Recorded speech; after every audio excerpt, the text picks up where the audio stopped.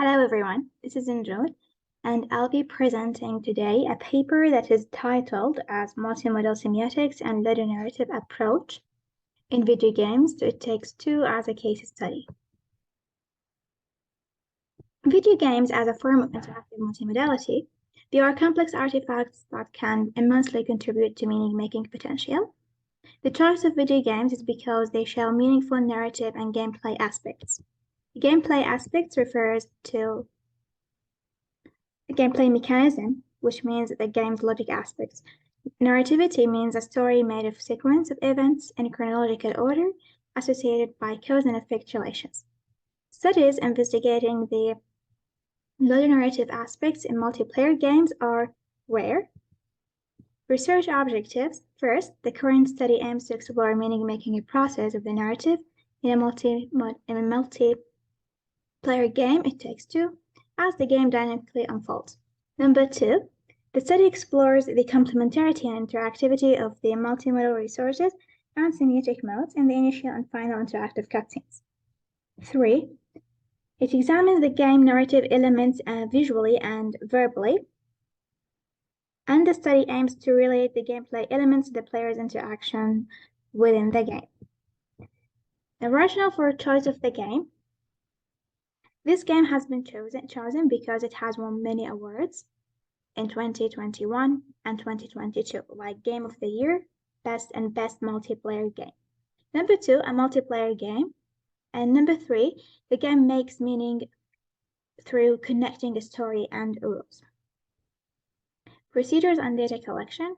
First, playing the game and collecting images of cutscenes from the gameplay through recording, downloaded from YouTube platform. Second, frames are recorded and projected at a rate of 4 frames per second using VLC media player. Jenny's model of units of discourse has been used to collect these frames in order to analyze thousands of frames of action experiencing viewing, which were found during these cutscenes, while other frames like reflecting and performative frames haven't been used or found. Number three, these frames are organized in folders in terms of the game's prologue, initial, final, and epilogue cutscenes. These cutscenes are scripted, so players cannot control them, which means in which players or player characters and non-player characters appear to perform dialogues or monologues. Now later, groups of frames can form the shots, and these shots are collected to form sort of organizing the action. Finally, a script is obtained from the gameplay through recording to analyze the narrative. So the narrative is constructed based on groups of episodes that's made of sequence of shots. The linear structure of It Takes Two. Here I collected the scripted cutscenes, as we can see here.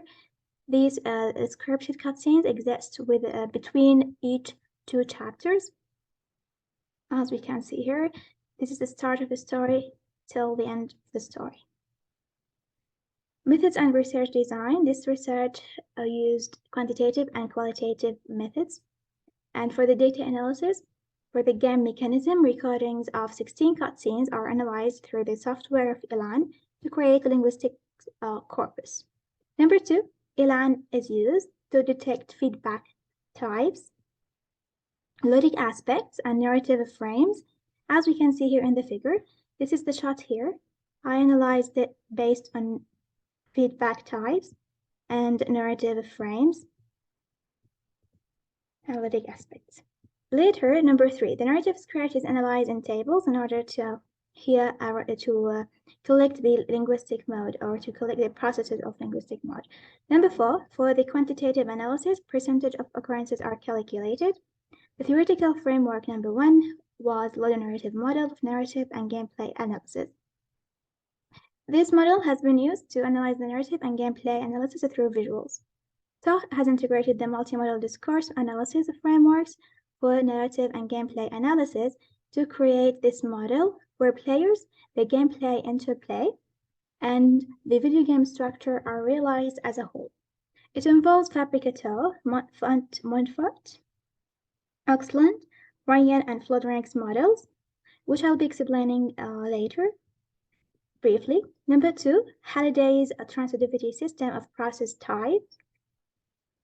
Now, this theory is used in this research to analyze the variable mode as one mode for delivering the narrative in forms of dialogues or monologues. So the first one is used to analyze the narrative and gameplay analysis through visuals, and the second one is used to analyze the variable mode or the script or the narrative. Here we can see Taha's model of the narrative. We have on the right side the narrative side, and on the left side we have the gameplay or loader side. I'll explain each one briefly, and then we'll show you how I have applied this into the research. Let's start with the gameplay side. The gameplay side refers to loader, or the rules that enable the player's actions through these gameplay mechanics. Gameplay mechanics, according to Fabricator's model, they are divided into 3 types. The first one called game mechanics, which are a range of different core gameplay activities that the player will experience during the game, which are significant to win the game. Now, the other types for the satellite that enhances the core gameplay, while the peripheral refers to the gameplay minigames. These 2 types haven't been used because they refer to the minigames or the, let's say, the gameplay, the chapters during the gameplay. But for the core game mechanics were found during the scripted cutscenes or the data for this research. Now, Montfort's interactional framework in interactive fiction, Montfort declares that the actions in the IF world, or IF means interactive fiction world, are commands or imperatives, as we can see here. These imperatives, like for example, pick up the phone, booth, these imperatives have feedback or show results. And this feedback is resulted from a sequence of actions which are followed by a systemed response. Since the collected data are mainly scripted cutscenes, some actions and consequences didn't appear visually.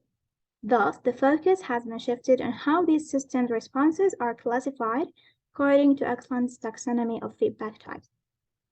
As we can see here, Axland's feedback type classification shows many types of feedback, beginning with visual one, audio, action, NPC feedback, which means non-controlled characters, accumulative feedback as the player progresses through the game. It appears as the player progresses through the game.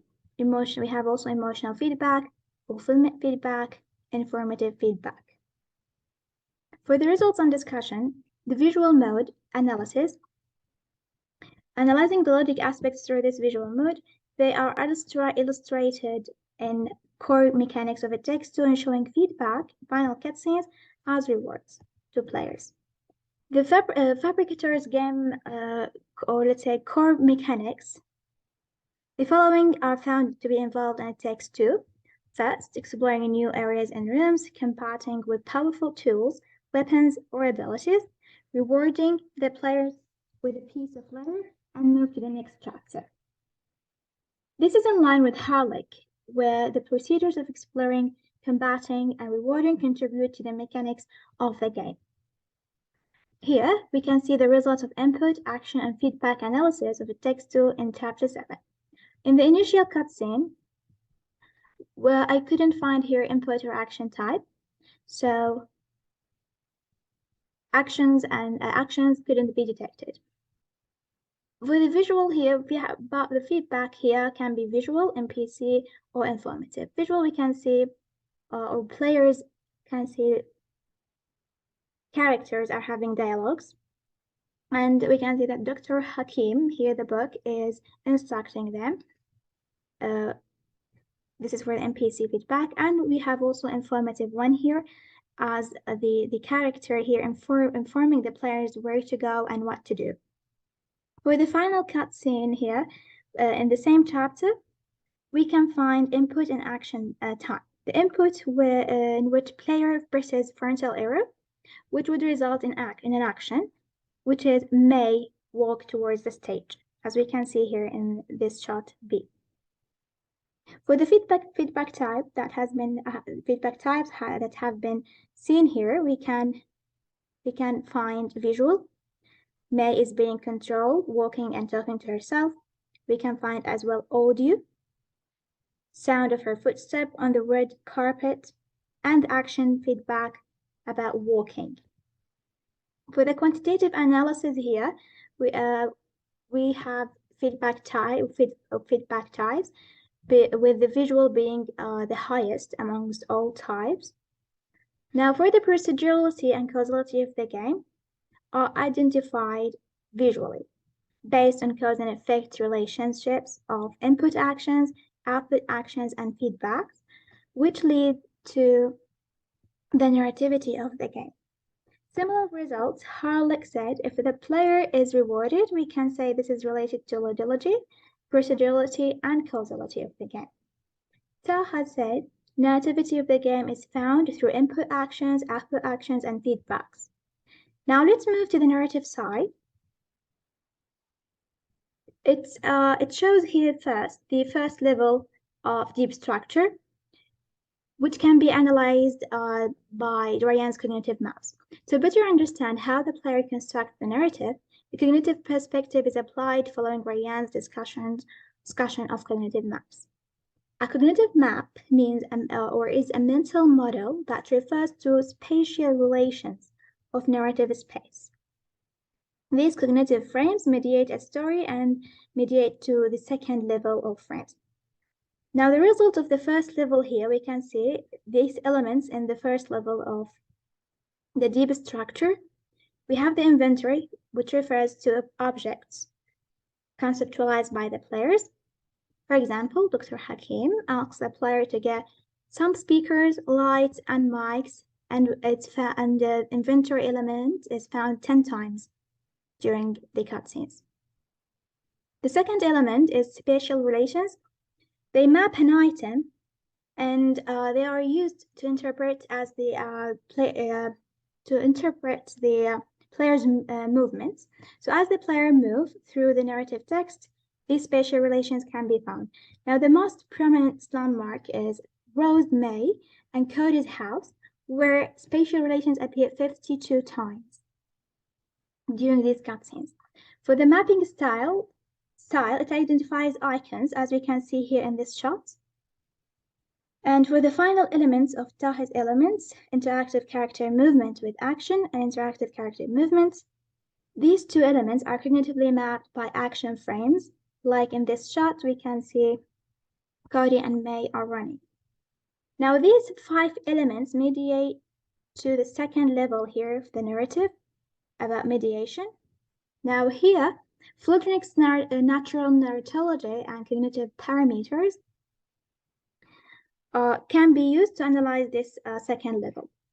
Flodnik established different parameters to express experientiality, which refers to players' experience manipulating the characters or exploring them in the cutscenes.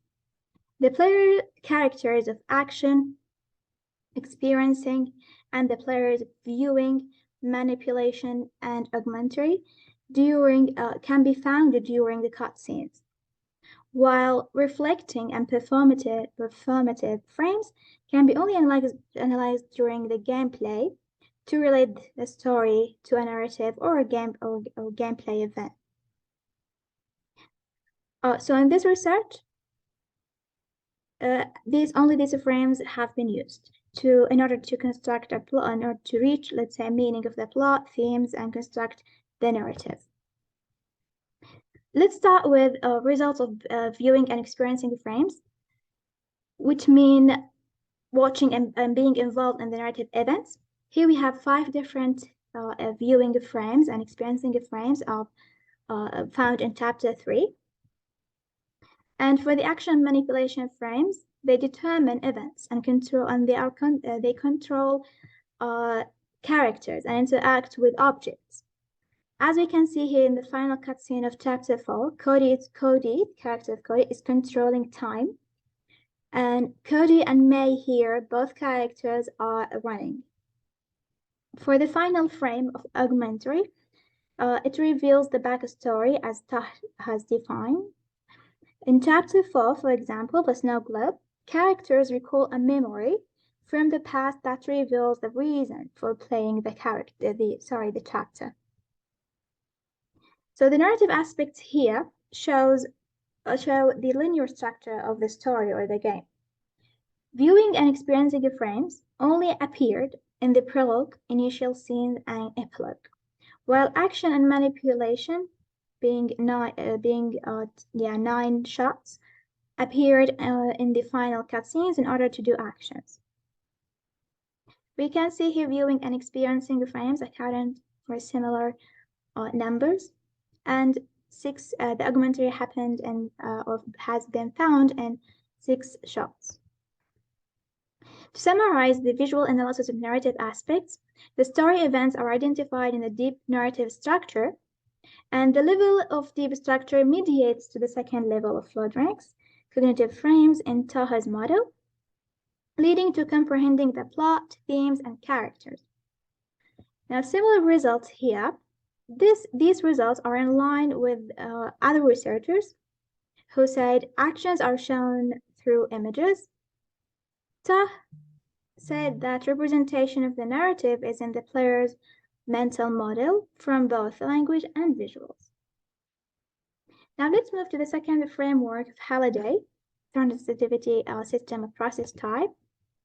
I use this to analyze the verbal mode analysis. I divided this into 2 parts. The first one, a final cutscene, and the second one, the initial cutscenes. In the final cutscenes, they are represented relationally in most cutscenes, making about 1/3 of the total processes. So they are feedback, and these feedback seem to establish a balance between the material actions of to break and have to reverse with 28%, and mental thoughts of got, give me, and need to think with 27%. This means that characters have projected internally what would be the problem so that they can overcome it externally through doing certain actions within the game. Less importance is given to verbal processes of saying, asking, blaming, talking, telling, and thinking with 4%, behavior processes of looking, crying, and waiting made 7%, and existential processes were only 1%. Now, continuing to the second part of initial cutscenes, the material processes here constitute the highest frequency, making 30%. For example, Dr. Hakim character used examples like cloning, get to receive, find, go, or making to instruct players in a way. This is followed by relational, making 29%, which construct the narrative structure. Now, relational ones are sometimes found with the mental processes, making 24%, allowing players to perceive the story images and provide sentimental experience. See the example below. Rose is saying, love is work. See, Mom, Dad, I wish you could be friends again. So we can see he could be, and the verb is or the process is are examples of relational processes, while see and wish are examples of mental processes. The verbal processes of referring, telling, and talking appear to be less significant than behavior processes, to watch, look, or hear. Existential processes made 1%, which is similar to the first part of final cutscenes. Now here for the verbal mode analysis, this is a summary. Process analysis. The cutscenes contribute to facilitate the narrative of the game through utilizing the processes of material, mental, and relational experiences of the characters. Circumstantial clauses of location and extent are higher, which refer to spatial relations. Less significance is given to role, contingency, and angle, with about 2% in most cutscenes.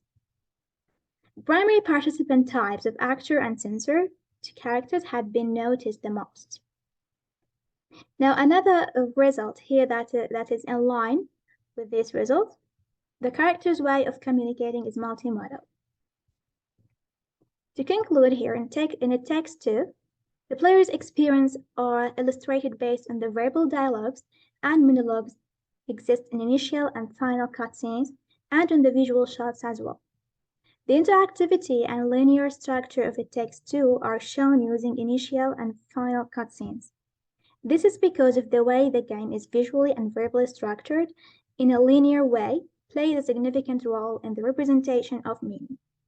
Employing systemic functional grammar and social semiotics contributes to shape the story image, affect the gameplay, and indulge the players. Suggestions for further research: analyzing cutscenes that exist within the game, chapters and entail variety of actions and game mechanics, exploring how meaning can be communicated during the mini games of It Takes Two, analyzing the nominal group and interpersonal or textual metafunctions.